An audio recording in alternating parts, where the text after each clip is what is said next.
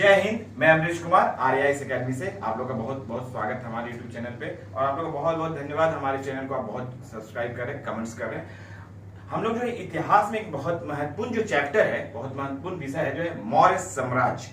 मौर्य साम्राज्य जो है मगध साम्राज्य पे ही राज करने वाला एक वंश था मौर्य। तो मौर्य जो थे, इनका जो संस्थापक था चंद्रगुप्त मौर्य था। तो चंद्रगुप्त मौर्य जो है अंतिम जो शासक था नंद वंश का, घनानंद उसको जो है कि हटाकर उसको मृत्यु मारकर जो है कि गद्दी प्राप्त किया। तो अब ये क्यों किया?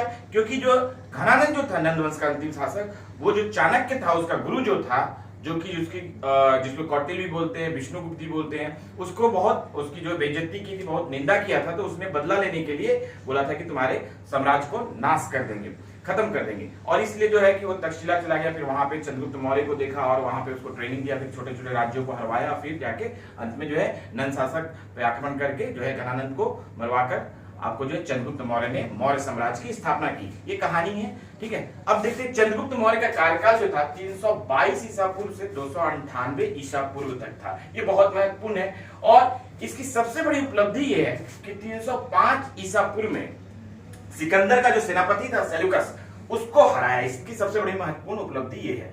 तो ये आप देखते हैं कि इसके बाद जब इसने 305 ईस्वी में हराया सेल्यूकस को, तो उसके कुछ महत्वपूर्ण क्षेत्र मिले, जिसमें काबुल हुआ, कंधार हुआ, मकरान हुआ, हेरात हुआ और बलूचिस्तान हुआ। ये कुछ महत्वपूर्ण क्षेत्र इसको मिले। और साथ में जो है आपको इसकी बेटी थी हेलेना से इसका विवाह हुआ, जिसका नाम कर्नेलिया भी था, ठीक है। तो ये बहुत महत्वपूर्ण है। बदले में आपको चंद्रगुप्त मौर्य ने भी इसको आपको 500 हाथी दिया था। तो इस तरह से ये बहुत ही महत्वपूर्ण बात है।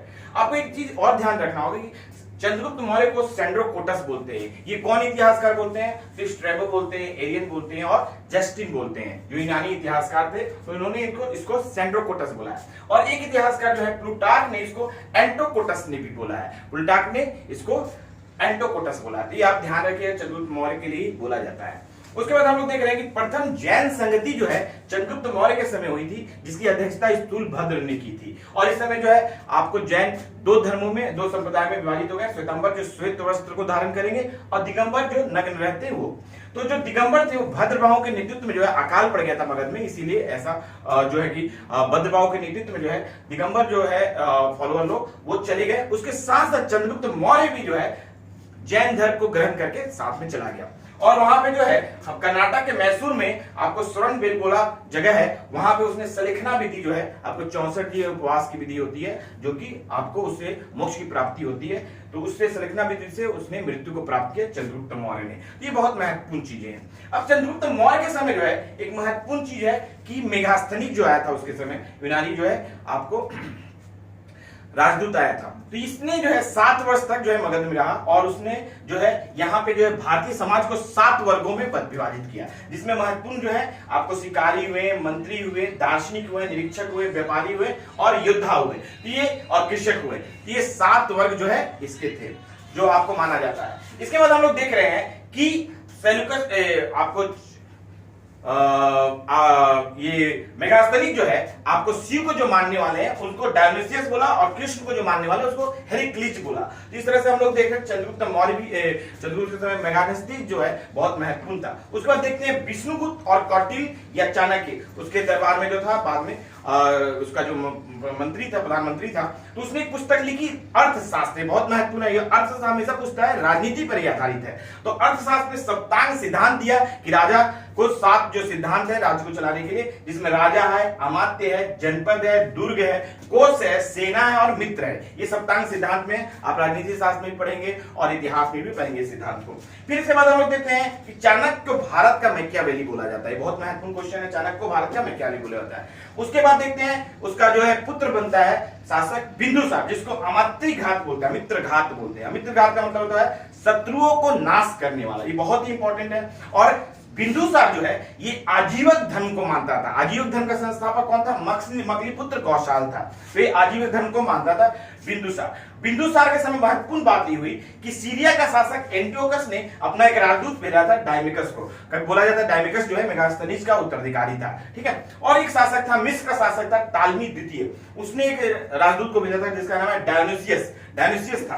तो इसके बाद देखते हैं आपको कि चाणक्य के बाद जो है बिंदुसार के समय प्रधानमंत्री बना खलाटक। खलाटक प्रधानमंत्री बना विष्णुगुप्त के बाद यानी चाणक्य के बाद। ये महत्वपूर्ण हो गया विष्णुगुप्त तक। इसके बाद देखते हैं बिंदुसार तक। बिंदुसार तक के बाद देखते हैं कि इसका जो उत्तराधिकारी हुआ वो आपको अशोक हुआ। अशोक जो है और उसका एक बहुत भाई था सुसीम, वो बहुत दोनों लड़ते थे और उन लोगों में बहुत ये था, विरोधाभास था।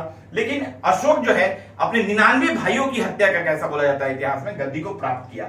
वो 273 ईस्वी में गद्दी को प्राप्त किया और 232 ईसा पूर्व तक था। इसकी माता का नाम शुभदांगरी था, पिता जो है बिंदुसार थे और इनकी पत्नी जो है, 4-5 पत्नियों का बोला जाता है। एक असंगमित्रा, दूसरा कारुवाकी का पुत्र जो है तीवर है, आप देखिएगा।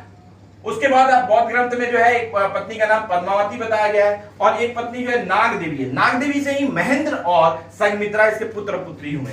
इसके बाद देखते हैं अशोक के जो है अभिलेख में इसको देवाना प्रिय और प्रियदर्शी भी बोलते हैं।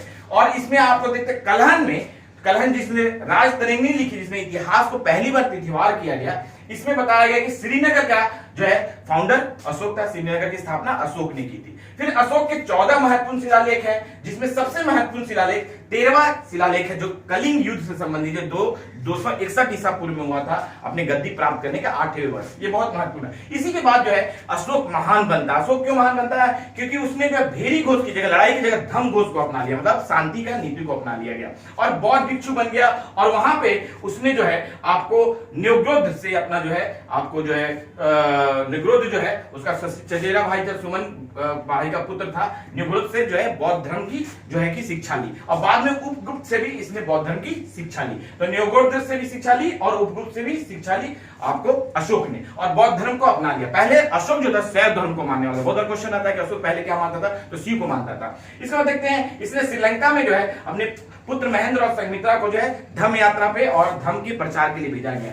और इसके बाद देखते हैं इसने आजीवक संप्रदायों को जो है बराबर की पहाड़ी पे गुफा दिया, जैसे कर्ण का गुफा, चौपर गुफा, सुदामा गुफा, विश्व झोपड़ी, इस तरह का गुफा दिया था आजीवक संप्रदाय के। और तीसरा बौद्ध संगति जो है अशोक के समय पाटलिपुत्रा में हुआ था। और उसके बाद देखा जाता है कि अशोक को जो है, अशोक नाम किस जगह बोला गया है, तो मस्की एमपी में बोला गया है और कर्नाटक में गुर्जर, नेटूर और उदनगोलम अभिलेख में इसको अशोक बोला गया है। उस अशोक के बाद उसका पौत्र हुआ जो पोता था, दशरथ गद्दी पर बैठा और उसने भी आजीवक संप्रदायों को जो है नागुर्जिन पहाड़ियों पे जो है आपको गुफाएं दी। उसके बाद अंतिम जो शासक था बृहदत्त था, जो कि मौर्य साम्राज्य का अंतिम शासक बृहदत्त था, जो कि जिसकी हत्या जो है उसका ही सेनापति पुष्यमित्र शुंग ने करके शुंग वंश की स्थापना की। इस तरह से बहुत सारी चीजों को हम लोग देखा। अब हम लोग मौर्य साम्राज्य के जो है प्रशासन को देखेंगे, उसमें थोड़ा सा बता दे रहे, फिर नेक्स्ट चैप्टर में आपको नेक्स्ट पार्ट में बताएंगे। जो प्रांतों में शासक थे उनको कुमार, आर्यपुत्र और राष्ट्रीय बोलते थे। और अशोक का जो अभिलेख है कंधार अभिलेख, वो 2 भाषा में था, ग्रीक और अरामाइक। ये बहुत इंपॉर्टेंट है। उपदा परीक्षण, ये मंत्री और अधिकारियों का जो योग्यता और उसकी नैतिकता का परीक्षण होता था। तो ये आपको उपदा परीक्षण आपको देखेंगे। अशोक के अभिलेख को जो है सबसे पहले खोजा था आपको पावेद्री पेलिंथन ने खोजा था और इसको सबसे पहले पढ़ा जो है 1837 में पढ़ा है आपको जेम्स प्रिंसेप ने। बहुत बार क्वेश्चन आता है कि अशोक का अभिलेख खोजा कब गया था, तो 1750 में पावेद्री पेलिंथन ने खोजा था और इसको पढ़ा किसने, 1837 में जेम्स प्रिंसेप ने पढ़ा अशोक का अभिलेख। अशोक का अभिलेख को 3 भागों में विभाजित करते हैं, 14 शिलालेख हैं और 7 स्तंभ लेख हैं और गुहा लेख भी होते हैं। तो अशोक का सबसे बड़ा जो है अभिलेख है वो 7वां अभिलेख है और सबसे छोटा अभिलेख जो है रुमनदेई जो लुम्बिनी में है वो अभिलेख है, जहां पे आपने 10 वर्ष की यात्रा करने के बाद वहां पे जो है भूराजे शुक्र को माफ कर दिया था। तो रुमनदेई जो है सबसे छोटा अभिलेख है, याद रखिएगा। तो ये कुछ महत्वपूर्ण चीजें जो है हमने आपको जो है मौर्य साम्राज्य से बताया। नेक्स्ट चैप्टर में हम मौर्य साम्राज्य के प्रशासन, कला, साहित्य सारी चीजों पे प्रकाश डालेंगे। तो ये हम लोग पार्ट 1 रखते हैं, नेक्स्ट चैप्टर में पार्ट 2 करेंगे। तो आप लोग जो है कि मैं बोर्ड से हट रहा हूं, आप लोग इसका स्क्रीनशॉट ले लीजिएगा अगर नोट्स बनाना है तो,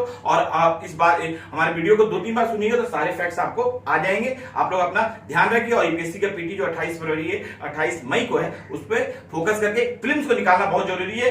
अभी आप रिजल्ट आ गया है 23 मई को, इसके मैं सभी कैंडिडेट के बारे में चर्चा करेंगे कि फिल्म्स का क्या महत्व है। तो आप लोग अपना ध्यान रखिए और फिल्म्स को अच्छे से दीजिए। आप लोग का बहुत बहुत धन्यवाद और आप लोगों को बहुत सारी शुभकामनाएं।